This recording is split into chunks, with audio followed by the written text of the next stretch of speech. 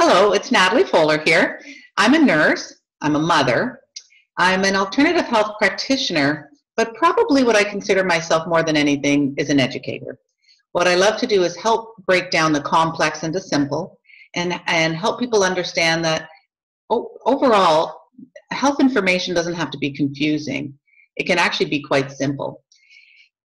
A lot of people are confused by all the information that's out today about gut health, intestinal health, but we refer to it often as gut health. And gut health really refers to the balance of the good and the bad bacteria in our intestinal system. You may or may not realize that we have both all the time. From birth, we have both. Our real quest is to try to keep it balanced. We don't want to have too much bad bacteria, but it will always be there. We pick it up throughout the day, and it's unavoidable.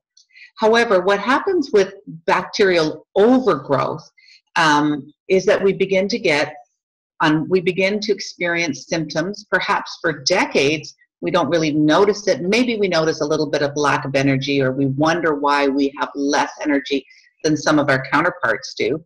We may notice that we don't sleep as well, but we probably never link it to our gut.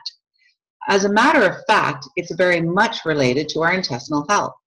You see, if you have an abundance of bad bacteria, which most people do have, you will begin to pay the price for that. The bad bacteria will produce toxins. It will also interfere with absorption of nutrients. So with an overgrowth of bad bacteria, it renders you incapable of getting the full nutrition from your food. The other thing is that the gases that get produced by the bad bacteria can begin to wreak havoc. Now, some of the things you may notice will be diarrhea. Perhaps you notice that your elimination changes. In fact, it can be diarrhea or constipation. You may begin to experience a little bit of pain. You might have bloating. You may have mucus in your stool.